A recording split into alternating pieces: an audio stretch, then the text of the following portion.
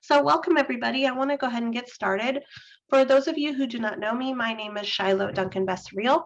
I am the Associate Director for Special Education, and before this job, I was the data administrator for special education. So my job was to do all of the data analysis that that you that we do in order to select LEAs. I'm joined here today by a number of folks who are going to help us through this process, including Stephen Rogers, who some of you know is our genius behind the data. We have Nora Perella, who is also a very amazing data person who helps us do all of our data analysis, and then Libby Durkee, who is one of our brilliant monitoring consultants who helps put together all of our monitoring work around disproportionality. And so today's webinar is going to be only an hour. We are repeating this webinar, so it is the same content that will be next week. So you will see that we have another webinar scheduled for, let me move this. We have another webinar scheduled for next week. It is the same content, so do not feel like you have to do both. We are also recording this webinar, and we will ensure that we can provide you this webinar for your future reference. Next slide, Libby. So today we're going to talk a little bit about the why behind disproportionality, the requirements associated with it. We're going to talk about the data calculations and how folks are selected for this work. We are also going to be walking through the system that you're going to use to provide us access to the data. We are going to be talking a little bit about corrective actions, a little bit about the prompt 2, which some of you may also be experiencing. And then we're going to talk about the timeline. So we hope that you'll walk away with the information around these topics. Next slide, Libby.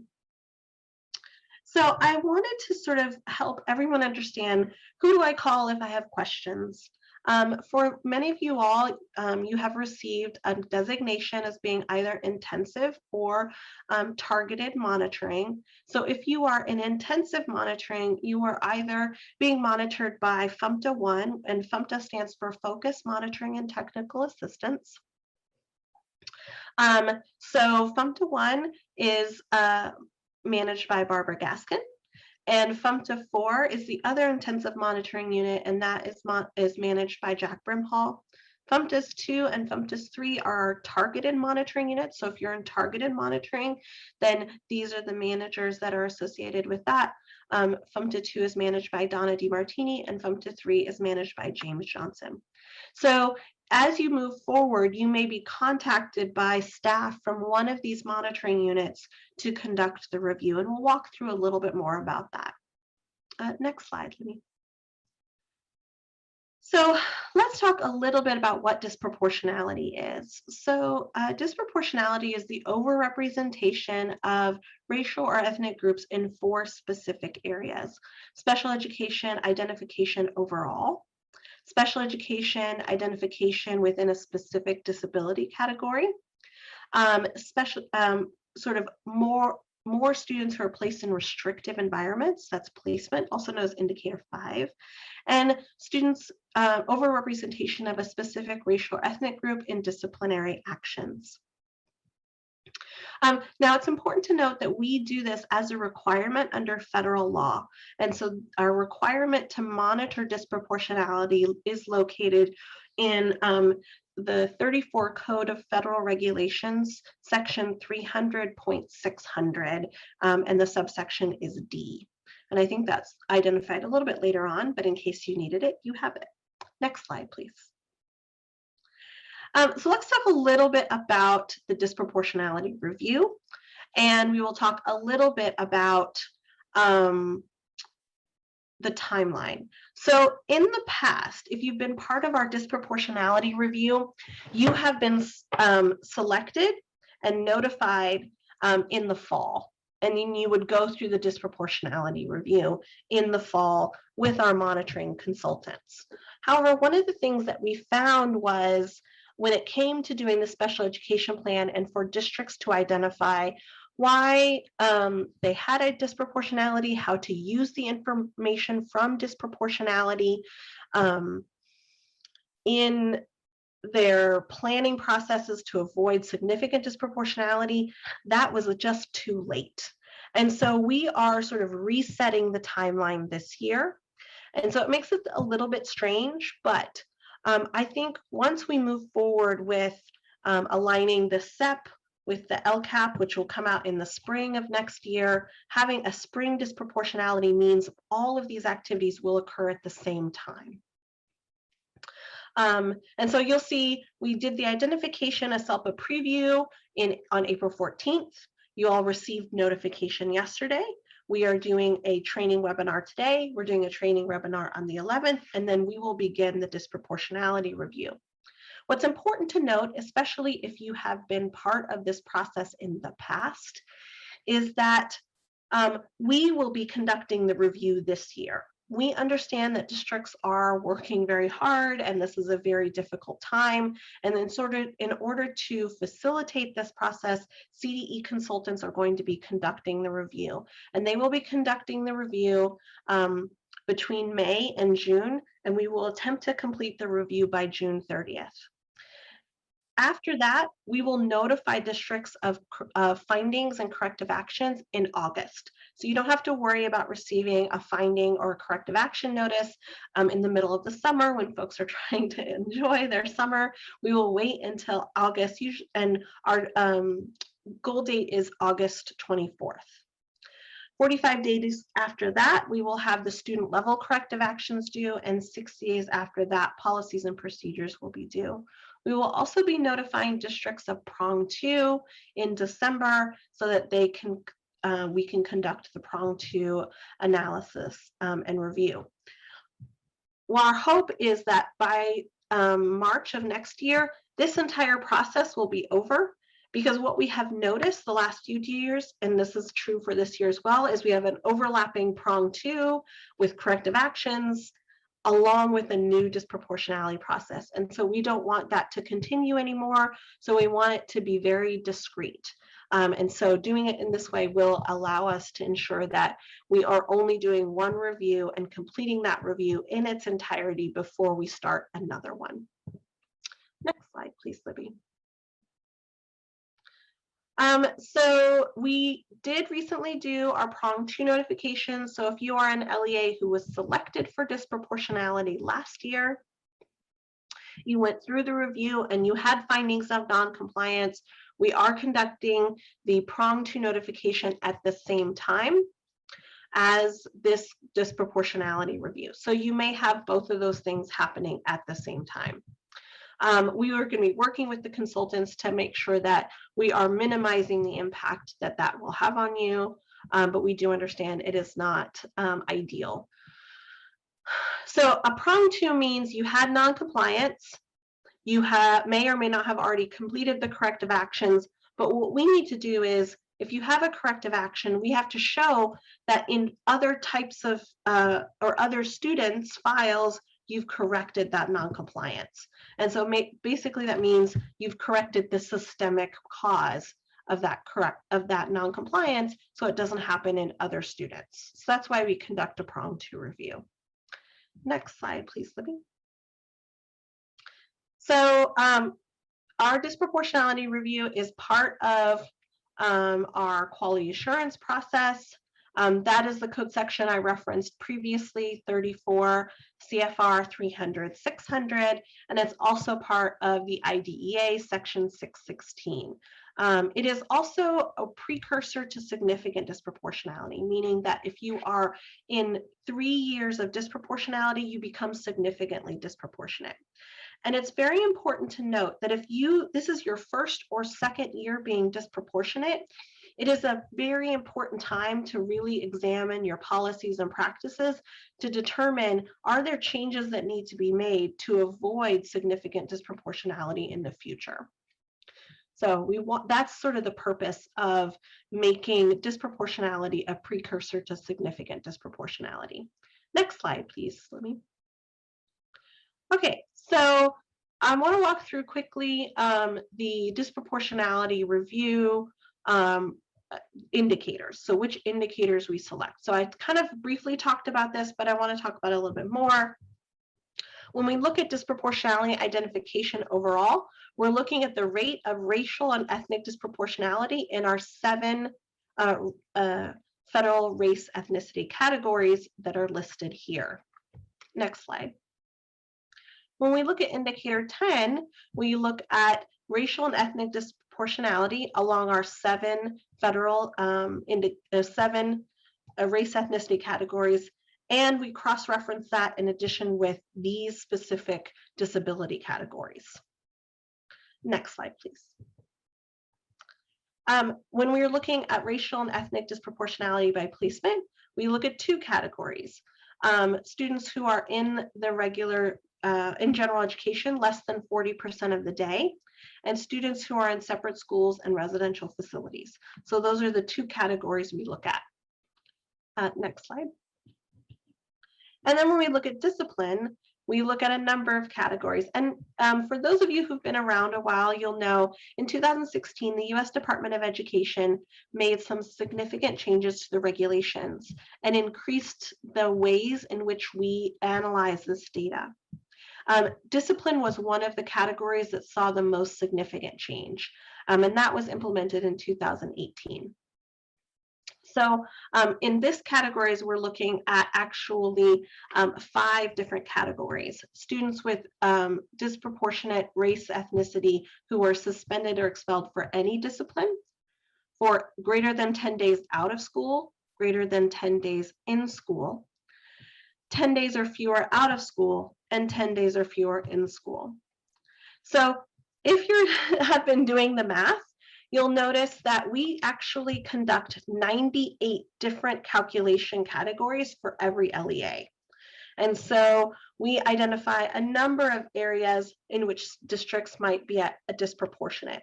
And you may have been selected for one or more of these categories. Next slide, please. So I'm going to turn it over to my colleague, Stephen Rogers, but I do want to talk a little bit about sort of the process we go through for calculation. The data and evaluation and analysis unit used to be my unit. I was saying my unit, but it's not totally mine anymore. Extracts the data from CalPADS. So folks often ask us, where did you get this data from? It doesn't seem to match what we have. Well, ultimately, we got the data from you through CalPADS. And so we're going to talk a little bit about how the calculations work, because there are some things that are a little bit different. We calculate the risk ratio. We actually calculate it 98 times for each LEA. So it's well over hundreds of thousands of calculations we conduct on disproportionality. And any LEA over a threshold of 3 is selected for the review. Now, keep in mind, this is a risk ratio, which means if you're selected for 3, it means that group that what you were selected for is 3 times more likely to experience either identification, placement, or suspension expulsion than any other race category in your district. So that's really what that means. It's the risk that they're likely to be experiencing identification, placement, or discipline compared to all the other different race or ethnicities in your LEA. So I'm going to turn it over to Stephen Rogers, who many of you know, who's an amazing individual, who is going to walk everyone through the calculations specifically. And I know that he's been asking questions, answering questions in the chat or in the Q&A. So thank you so much. Stephen, over to you. Thanks, boss.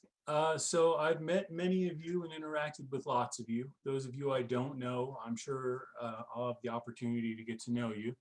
But as Shiloh has said, I work a lot with the calculations, and I also answer a lot of questions both about the calculations and about student lists. So the very first question we got had to do with data not matching.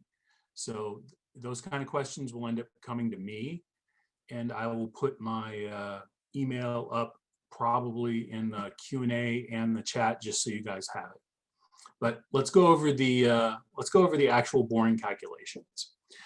So a risk ratio is a comparison of 2 risks. which is difficult because a risk is in and of itself a comparison. So let's take a look at African American students with SLD. So the first thing we do is we look at the risk of African American students having SLD in the LEA. So in this case, 27 students who are African American had SLD, and there are 325 African American students in the LEA in the general education. So we do that math, divide 27 by 325, and we get 8.308. So then we look at the comparison group, which is the total number of students minus the African American students. And because the numerator is greater than 10 and the denominator is greater than 20, we can continue looking at the LEA data. So the other, what we call the other risk, or the comparison group risk, would be 93 divided by 5,023, which gives us a risk of 1.851. So in order to get the risk ratio, we're going to divide those two by each other. And we can see that 8.3 divided by 1.8 gives us 4.487, which exceeds the threshold that Shiloh talked about in the previous slide. All right, let's look at the alternative of the alternate risk ratio.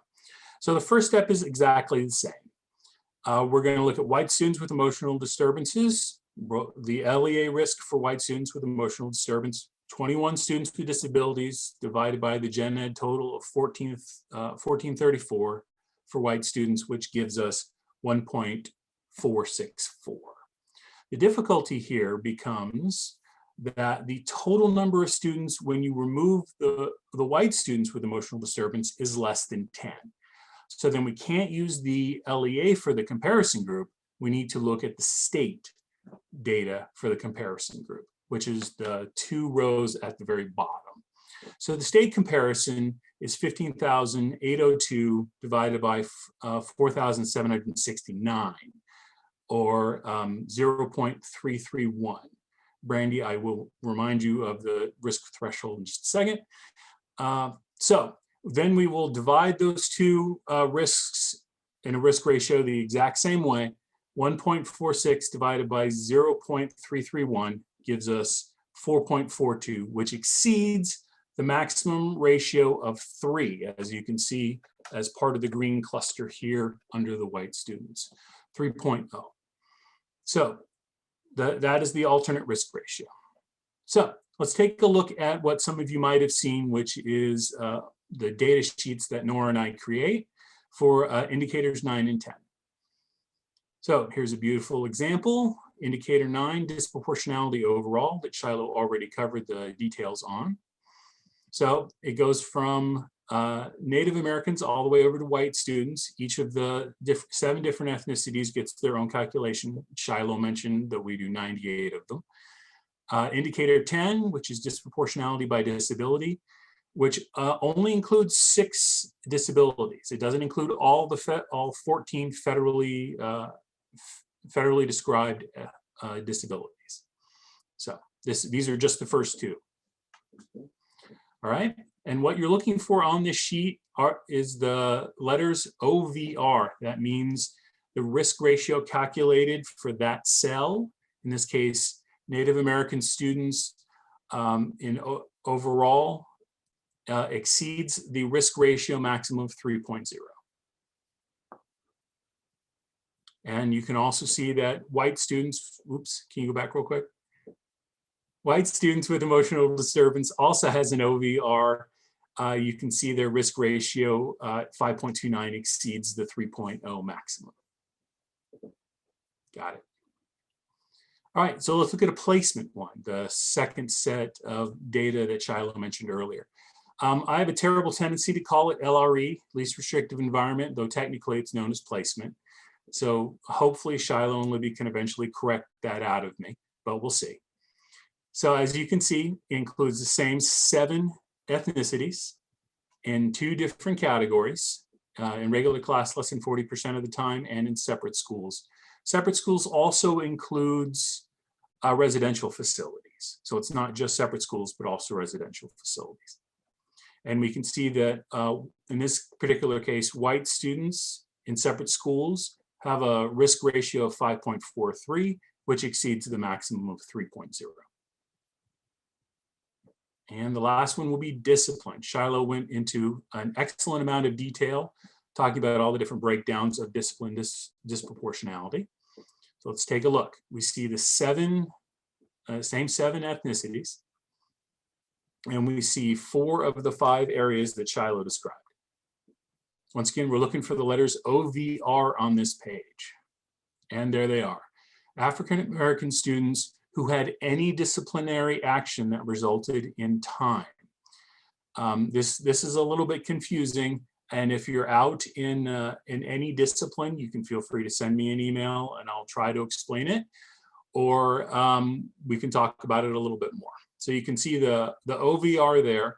Their risk ratio is 3.07, which exceeds the maximum of 3.0, which means they are disproportionate. I think that's the end of me boring you guys with math, so I'll stop talking. I will put my email in the chat and relevant Q&As. Okay. So the disproportionality review includes a process. We look at both policies and procedures. We look at student files, and there's a corrective action part. So if you have findings of noncompliance, then you will also have corrective actions associated with that. And then, like I said before, if you have any non-compliances and you complete corrective actions, we have to check to see if the systemic issues associated with that non-compliance have been corrected, at which time we conduct a prong 2, which is just checking for to make sure that those systemic elements have been corrected. Next slide. So because we will be doing the review, what we need you to do is pretty specific. It's we are not asking you all to provide us to do the review yourselves like we have in the past, like a self-review. What we're asking folks to do is to review the data sheets, verify the student list, use the PIN email, which will go out tomorrow, to log into our electronic system for monitoring disproportionality, SECMIS, and complete the steps in SECMIS. And Libby's going to walk through that for you all. But basically, we need you all to provide access to the electronic records for the files we will be reviewing. And we also need you to upload your policies and procedures. So it's basically a 2-step process, but Libby's going to go a little bit more into it. I also one quick thing that I just wanted to remind folks, and I'm seeing quite a bit of this in the Q&A, is very specific questions about your data. Like, my kids are this, or this is what's going on with so we won't be able to probably answer those questions in detail here. What we will ask you to do is to contact us later, and then Stephen and Nora can walk through your data with you, but we won't be able to do that in this call. So if you do have questions like, hey, I need to go through my data, you can put that into the, what's the email to go through the data pieces? If you put that into the chat, then we'll go ahead and, or not the chat, the Q&A, Stephen will send his email to everyone for questions. Next slide, sorry. So the consultants will send the students list to the next to the LEAs within the next week. We are really trying to do it as soon as possible. We have had some computing problems, as you can all see. We are all still teleworking, so we are experiencing very interesting telework struggles right now. And so there's been a little bit of a challenge with that, but as soon as we're able to get it, we're hoping within the next week or so. But that does not stop you from getting your PIN, which we will get to you all, and to upload your policies and procedures. We are only doing 5 students per indicator. So if you are out in indicators 9 and 10 and discipline and placement, you could see up to 20 records. but only up to 20. If you're only out in one, we'll only be looking at 5 records. LEAs will verify the students that say, yes, these are active students, and then return the list to the CD consultant within around 14 calendar days. The consultant will approve the student list, and then they will begin the review. Next slide. And then we will be sending the an email to the LEAs with the PIN this week. The PIN is sent to the special education director, but we also CC the superintendent, the SELPA director, and the CDE assigned consultant. Next slide. And then SELPA directors will also receive a SELPA PIN in a separate email. This login provides an overview feature. So SELPA directors has access to the reports and see what's been completed, but they can't make changes or submit. If your SELPA has your policies and procedures, they won't be able to, I think, to submit it on your behalf. I believe Libby can correct me, but they can provide you that and you can upload it. Next slide. Okay, so I'm going to hand it over to Libby Durkee, who's going to walk through the SECMAS process, and we will continue to work through the questions in the chat. Thank you all so much. Go ahead, Libby. Hello, thank you, Shiloh. My name is Libby, like Shiloh said. I am going to take you through a special education compliance monitoring system, otherwise known as SECMAS. So what do you need to do within SECMAS? So you'll get those PIN emails this week, and in that PIN email, you will get a link and your PIN. When you click the link, it'll take you to this screen here. On this screen, you're going to see fiscal year, SELPA, LEA, and PIN. Now the fiscal year should already be at the most current, the 2021. And then you'll want to click the drop-down menu to select your SELPA and then your LEA, and then enter your PIN. And you can copy it, paste in there. And then you'll want to hit the login. Next, when you get in, you'll see this screen where you will have your contacts available. Now you can make any updates here. So if you notice that the superintendent is no longer the person listed, you can make that change by clicking the update button. If you know someone's going to leave at the end of the year, you can definitely wait, log back in later, and put the correct person in at that time as well. And then next you want to click begin or continue your LEA's disproportionality review by clicking here. That hyperlink will send you into the main page. On the main page, there's about 4 things that we're going to go through that you'll need to do this time. You'll want to check the indicator selected. So this is part of reviewing your data, which Shiloh mentioned earlier. You want to make sure that the indicators that were selected by your assigned consultant match what you believe to be true. So if you see any discrepancies here, go ahead and contact your CD consultant immediately. If it looks fine, you won't have to do anything more. After you've done that piece, on the same main page, there's an upload policy and procedure document portion. And here's where you can upload your policy and procedures. Now, this is a new feature, definitely no confidential information, so no student information to upload here, but all your policy and procedure documents relevant to this review can be uploaded here. You have to upload one at a time, so if you do have multiple documents, you'll just have to do it a couple different times. And you'll be able to see on the main screen what was taken, what uploaded.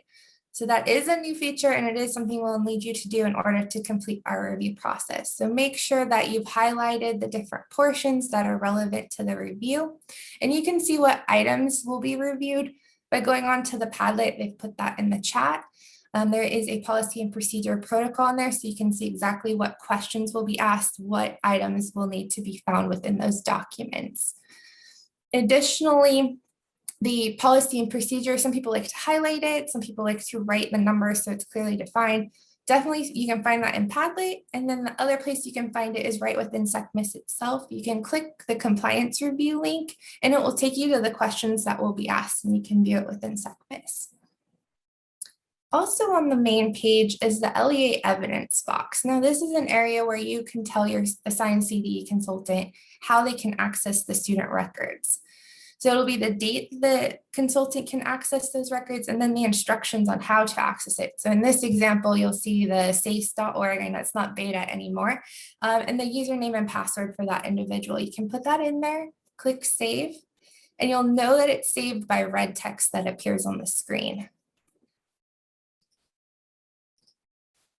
So the other part of that, it's a kind of a second part to the LEA evidence review box, is ensuring that what you have in your electronic systems or what records you are providing include all the documents that are required for the review.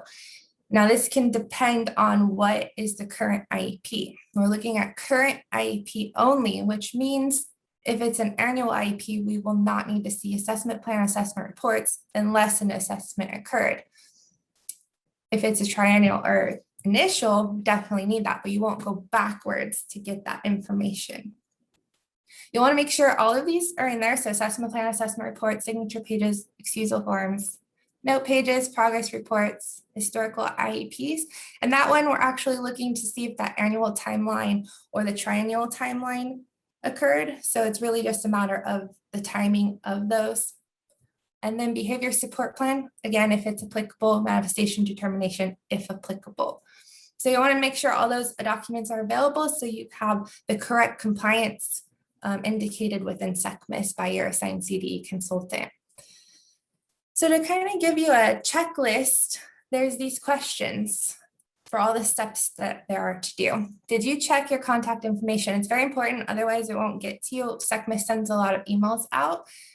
Then secondly, did you check the indicator selected by your assigned CDE consultant? Does it match the data that you have?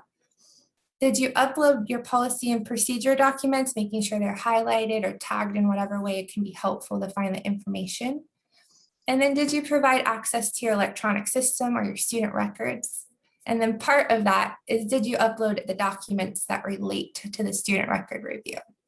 So the checklist items must be completed within the next few weeks so we can complete this in a timely manner.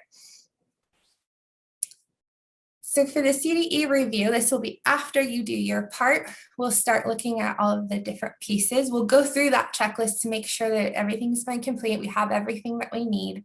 And then we'll review each item against the provided documentation.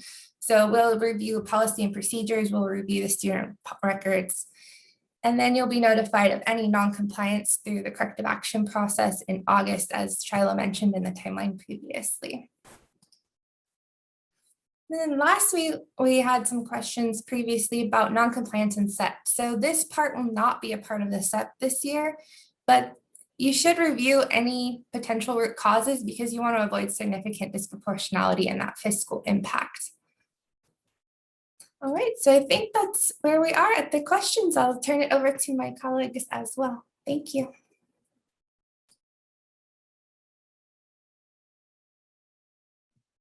Thank you all so much. I was just working on answering some questions in the chat. So I think we've gotten through most of the questions. I'm going to go ahead and read some of the larger questions that we've been getting. I think will be a little bit helpful. Again, if you had very specific questions about this is what's happening with my data, we have put some folks, the emails for the folks in the answers, but Stephen Rogers is srogers at cde.ca.gov, and Nora Perella is nperella at cde.ca.gov. If you have specific questions about your data, we're getting a few questions about when the PIN was going to go out and what that will look like. Should go out tomorrow. And the second webinar is going to be next Tuesday, is going to be a repeat of this information. So it's not going to be new information that folks will be receiving. We will be doing the exact same slide deck with the exact same information. We were able to get folks, apologies for the disabled chat. I didn't realize that if this chat was disabled, you also would not be able to read it. So we did put the Padlet into questions when folks had them. Is the Dispro process different from last year? So the selection is not different, but the process is a little bit different in that our staff will be doing the review. The timing of it is different, meaning we're not doing it in the fall, we're doing it in the spring.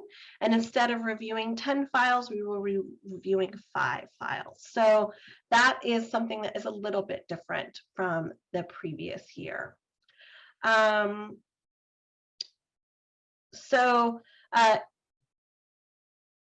I'm kind of just reading through any additional questions that we're getting. If you're already in, so somebody's asking if we're already in SIGDIS this year, and now we've been selected for Dispro again, what are sort of the extra considerations we need to think about? Well, if you're in Dispro for the same category you were selected for SIGDIS, the chances are very, very high you're going to be selected for significant disproportionality next year, which means you'd have to set aside that 15% and complete a coordinated early intervening services plan starting July 1, 2022.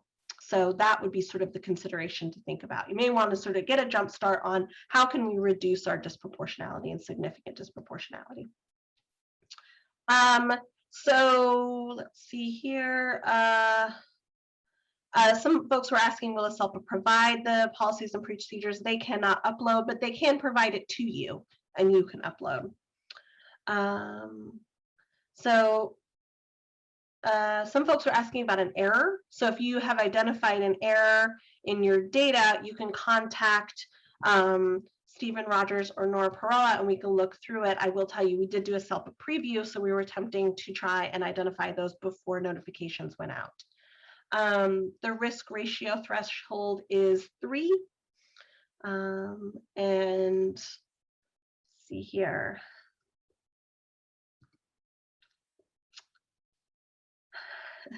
Somebody was asking, is anyone answering the phone calls? We've tried many times without luck. I'll be honest with you. We do have folks that are going into the office, but we are not allowed in the office on a consistent basis. So my suggestion would be to start with email and see if you are getting, both Nora and Stephen are extraordinarily responsive. And I know Libby is also very responsive, and she checks that SECMS, which is SECMS@cde.ca.gov. So if you are not getting a response, definitely try emailing if you cannot get through on the phone calls. Because we can only go in every so often to check the messages. So that's where I would start.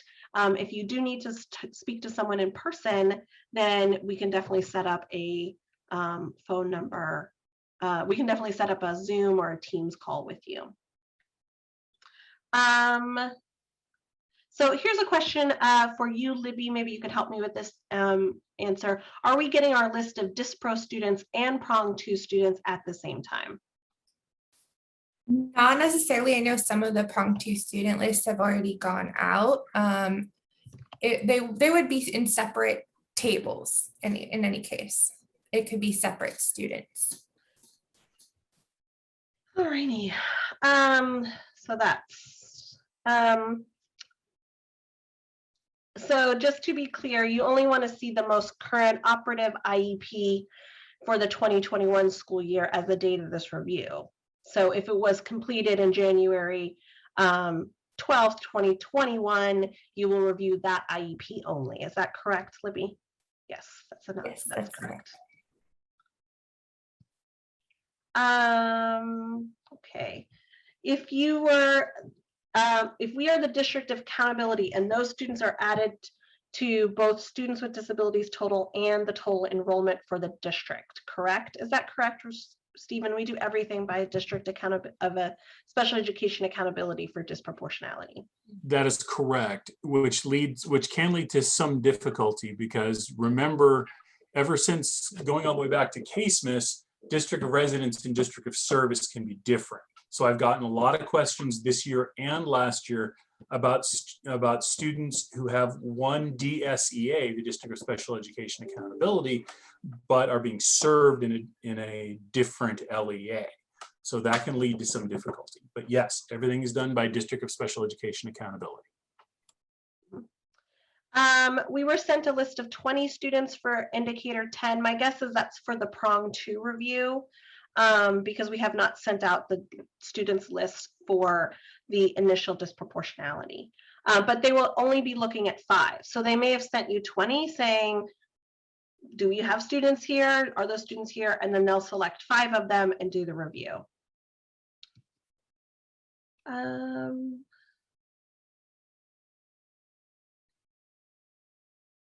So, okay, excellent question. In past years, we've had to review 10 files So the student district personnel, am I understanding that my school district does not need to complete the file review this year, that the CDU does this review once we give them the documents? Yes, so you will not be doing the review. And so I understand some folks are saying in the comments, like, this is a really bad time. We totally understand.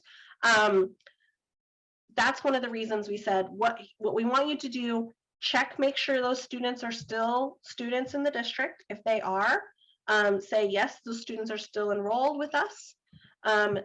So that's step one. Step two is upload your policies and procedures documents. And if it's the same policies and procedures documents from last year, you can upload the same. The third step would be to provide us electronic access to your files. So those three steps are all we're requiring districts to do. If they're able to do that, our hope is that this would really minimize the time requirement on the LEAs. So, you know, hopefully maybe it would only take you an hour or two to just do the uploads, provide access, and check the list. So that's really our hope. We wanted to reduce the impact. So yes, we will be doing the review. You all do not need to do the review.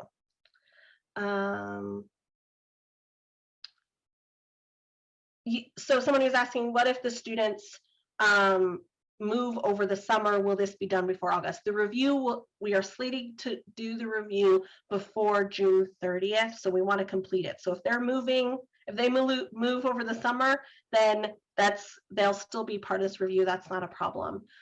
So just keeping that in mind.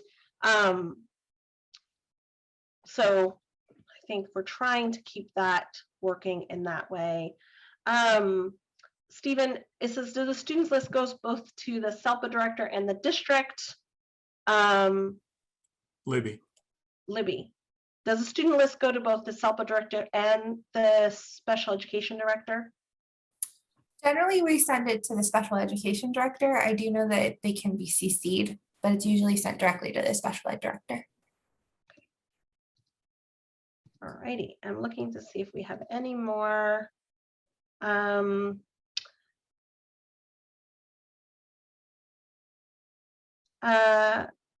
Yes, so somebody is asking if some of the information that we know is needed for the review is not in SACE, should we upload them once we know the students? Yes, we would do that. That will definitely make it a lot easier, or else your FMTA consultant will be calling and asking for that information. So definitely we will do that. Stephen's audio was a little bit unclear, but what he did was just really ask Libby what the answer to the question was, and she provided it. If the FMTA finds a document missing, will they be coming back to the LEA? Yes, so our intent is for the FMTA consultants to say, do you have this document available? And if they say no, or this doesn't exist, then we would find the non-compliance and not go through the process of finding them non-compliant if it's just located in a paper file. When was the fall 2021 CalPads? That was in, I believe it was October 3rd, 2020. Hey, I actually got that right. Can you clarify non-compliance and the SEP in this new school year? Will the LEA be required to devise a SEP to address this disproportionality? We will have no more new SEPs for the entirety of 2021. The next new SEP will be in 2022, and at that time we'll have a new disproportionality review. So we are not requiring folks to update the SEP or create a new SEP for this round of disproportionality. It's sort of a one-off in that sense. What we do encourage folks to do is, if this is your first or second year of being in Dispro, you may want to consider identifying some processes or changes that you may want to implement to avoid becoming significantly disproportionate. Can we email or upload the docs instead of providing access to SACE? So that's something you work out with your monitoring consultant. Here is the one caveat I would sort of provide you on that.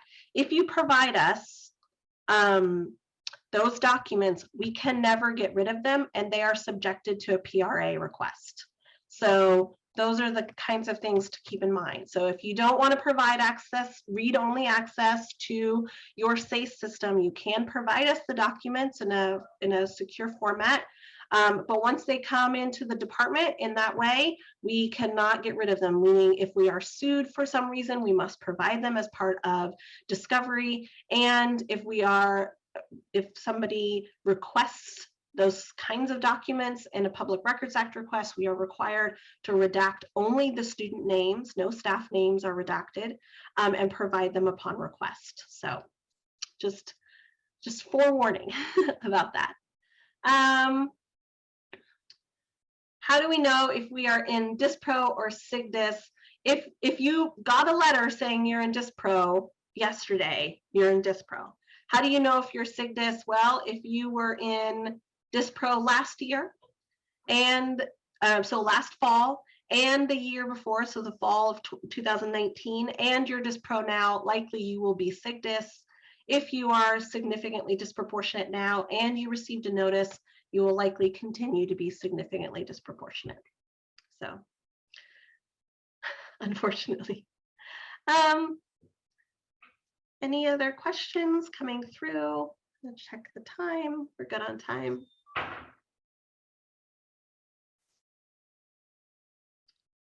Don't see any additional questions coming through. We did provide you all with many of our, with the emails required. Oh, somebody was asking, oh, we are getting a few more questions. The SIGDIS has to be in the same area. That is correct. So if you were disproportionate in the fall of 2019 and disproportionate in the fall of 2020, and you're disproportionate again in the same area. So for example, you're disproportionate in African-American students who have an emotional disturbance, identified as having an emotional disturbance, in that category for 3 consecutive iterations of Dispro, then you are likely to be significant disproportionate. What you said is you said that this was based on the 10/30/2020 CalPADS for indicators 9, 10, and 5. And for, Stephen is shaking his head, and then I'm going to be quiet and allow him to speak. He did the analysis. You did the thing that I've been doing and trying to break myself up. Placement is not the same as indicator 5. So for overall by disability. Uh-oh, you got muted, sorry. Gee, thanks. For overall by disability and placement, yes. For discipline, it is from the end of the year 3 from 2019-20. Sorry about that, boss. No problem. We have a question about summarizing the timeline for prong 1 versus prong 2. Libby, do you want to quickly go over that? So summarizing the timeline for prong 1 and prong 2, is that what the question was? Mm-hmm. So prong 1 is the initial review. That's the part that we're starting right now. That timeline is starting now with your notifications yesterday, and then the review will go through June 30th. Then we're going to allow for the summer break, and the corrective actions will be issued in the end of August. Then we work on the corrective actions, so we review the corrective actions, approving them. And then the prong 2 part will start, and that's looking like December. That's just going to be kind of a new, it starts just like the initial review does. So you'll receive an email, you'll get student lists, we'll verify them, and then we'll start the review on that as well. That timeline kind of goes in the same fashion. So if you find non-compliance, there's corrective actions. If there's non-compliance, we do a prong 2 number 2. You can go on, it can be prong 2 number 3. Anytime you have non-compliance, there's another prong 2 review. And that is hopefully going to be completed before we start a new review process in April. So if we start in December, we're hoping by January, February, we can clear that all up. Okay, let me check, see if we have any more. There's one about the prong 2 notification, but nothing about disproportionality. What was the title of the disproportionality email that went out from SECMAS? That I don't know. I believe it says prong 2. Can try to look it up real quick. Not the prong 2, the disproportionality notice. The disproportionality notice that went out yesterday. Yes, it was called, so it would be the name of the district annual disproportionality review notifications and instructions.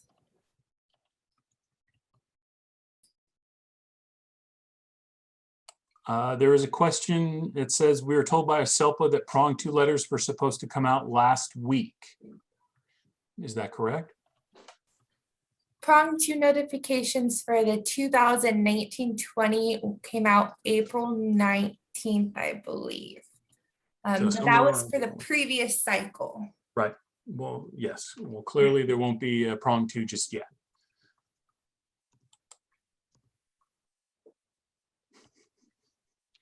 Somebody was asking about, or is it December? I'm not sure what they're referring to. Brandy, if you could just sort of clarify your question, I think we're not sure what you're referring to. It would be helpful to have the year in the subject line. We're happy to sort of consider that for next time. Thank you for that suggestion. So in the past, districts did their own reviews using the student record protocol. Is this happening again? No. In order to reduce the impact and the work required by districts, we are going to be doing the review. So then you don't have to take time away from the work to do it. We are allowing districts. We are sort of trying to free up that time. And so we're going to be having our staff do the review.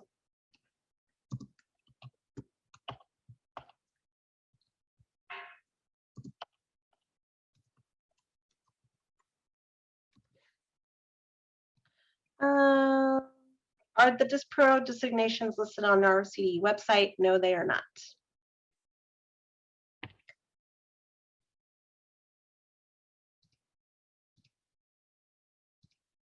One said thank you. You're welcome. Shiloh, there was one question that I sent back to the questioner asking for clarification. So if we could give the questioner a couple of minutes.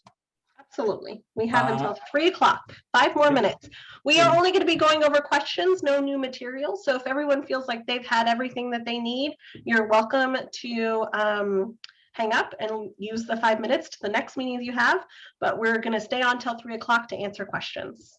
Please I see people rapidly leaving. So please put the questions in the Q&A, not in the chat. Yeah, it's hard for us to do both. Q&A, not in the chat.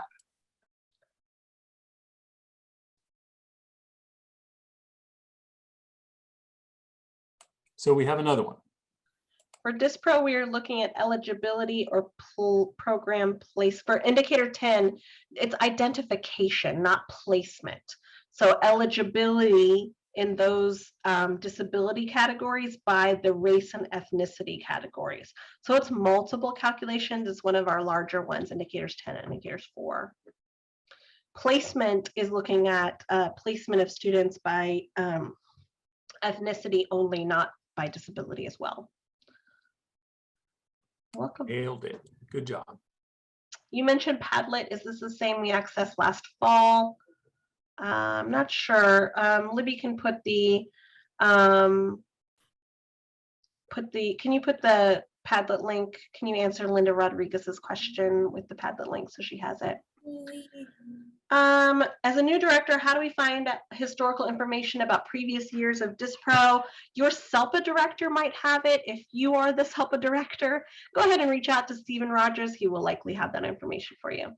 I just offered him up. He was probably very annoyed at that. Also, your FOMTA consultant is actually probably your best choice, but you can always contact me at srogers@cde.ca.gov. Oh, so we are getting a few of these questions. When do you guys pull the next year data so we can try and avoid? So that is going to be pulled in. So it's kind of weird. The first one is going for suspension. It's going to be based on end of year 3. That's going to be pulled shortly. Although I wouldn't be surprised if we have very high suspension rates this year in general, because most districts were in distance learning. And as much as I would have liked to, I could not suspend my child who was in distance learning at home. But for indicators 9 and 10 and placements, those are going to be pulled the first Wednesday in October. That's the regular fall one for CalPADS. Mm-hmm.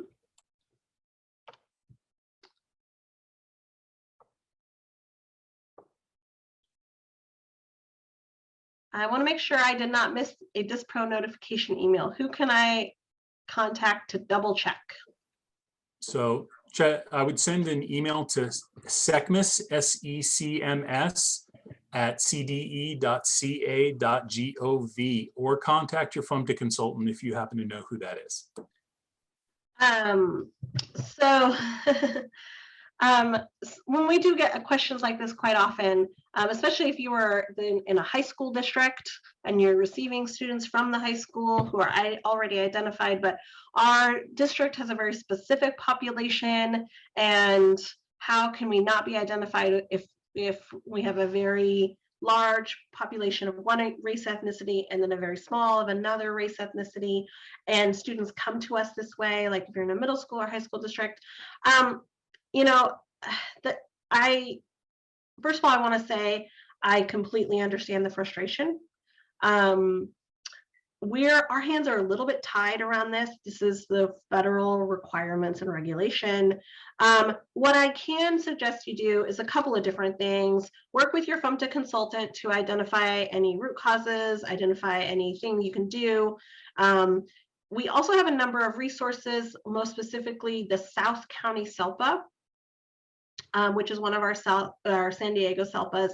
They have a whole resource center developed to monitoring data and identifying these areas in disproportionality. You may want to start there as a way to sort of really kind of dig deeper into your data around some of these areas. We unfortunately don't have the discretion to say, well, you have a lot of this type of race ethnicity, so we're going to excuse you from being disproportionate. We don't have that authority.